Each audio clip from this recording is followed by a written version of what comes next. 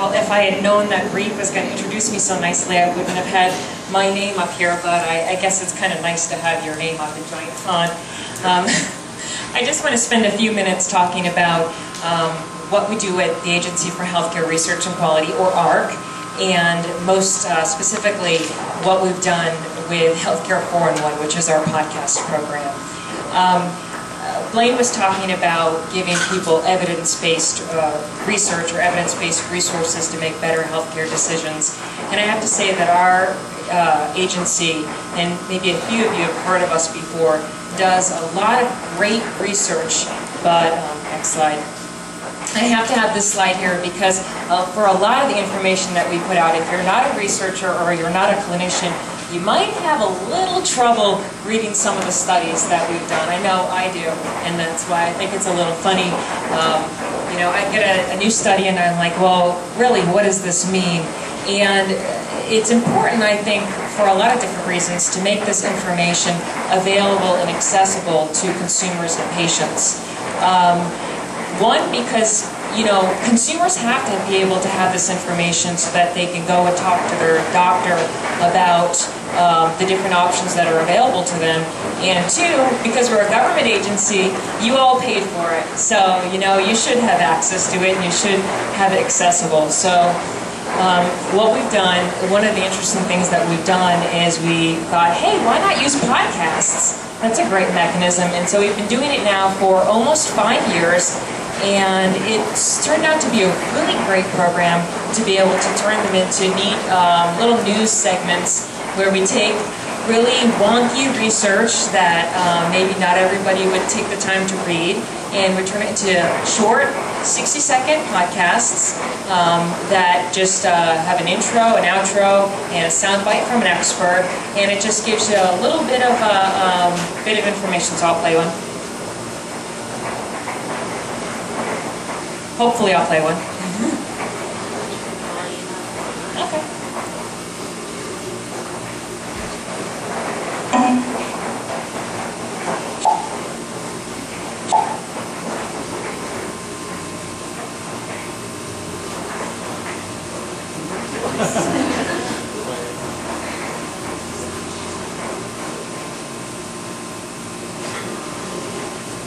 From the Agency for Healthcare Research and Quality, I'm Deborah James for Healthcare 4-in-1, information for better health. Women and their doctors have options for diagnosing breast cancer. A new report finds a less invasive procedure called core needle biopsy works nearly as well as surgical biopsy and may have fewer risks. Dr. Shilpa Amin. Traditionally, surgical biopsies have been considered the gold standard for diagnosing breast cancer. They're performed using either general or local anesthesia and are considered safe. But as with all surgeries, there is some risk, and many of the women who undergo this invasive procedure will end up not having cancer. So less invasive procedures, such as the core needle biopsy, which is usually performed under local anesthesia, may be a good option. Women should talk with their doctors and then decide on which choice is best for them. The new report is available online at effectivehealthcare.ahrq.gov. Healthcare 4-in-1 is a production of the U.S. Department of Health and Human Services. Okay, so the pros of that is that it's short, it's pretty easy to understand, plain language-ish, and that it pulls out some of the most significant parts of what would be a 40 or 50-page study and delivers it in a consumer-friendly format. Next slide. So we have our 60-second audio podcasts, and we're putting those on a regular basis. We're also getting more involved with doing online videos. And we're also making those for consumers, and we're doing more public service announcements. I think one of the things I'm most proud about with our Healthcare 4-in-1 podcast program is that we have formed great partnerships with both radio stations and with professional healthcare organizations. We have reached out to, now we have more than 650 radio stations that air our podcasts for free on a weekly basis during PSA slots.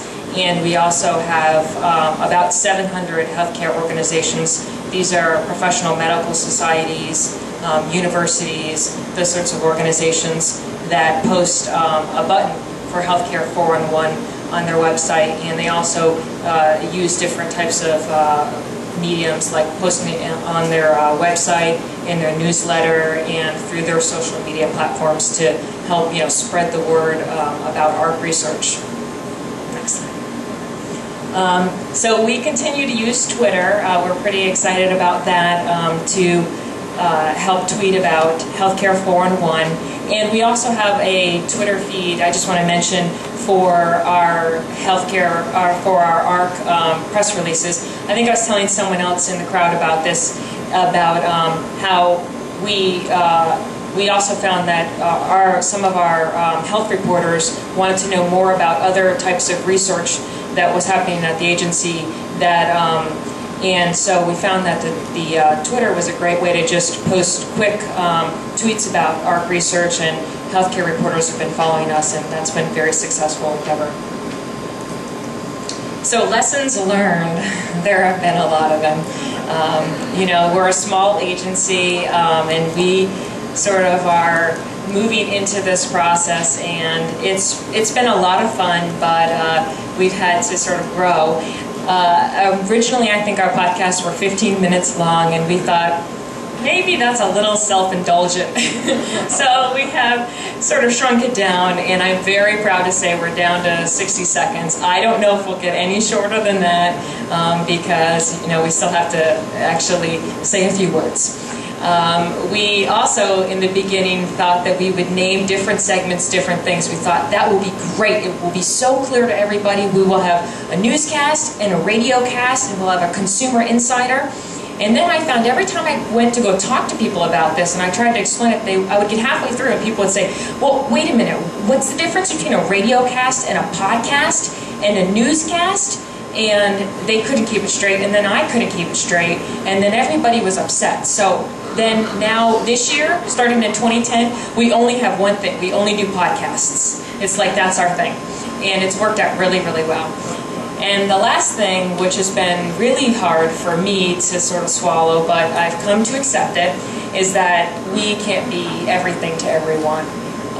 For a long time, I was trying to create segments for clinicians, segments for researchers, segments for consumers, and I started to think, this isn't working out, and everybody is thinking that this isn't working out. So we decided, okay, we are for consumers, and that is our thing, because that's the need. I mean, the researchers, they have their research studies. The clinicians, they have the tools that are being created in other parts of ARC, but the consumers, they need the podcasts.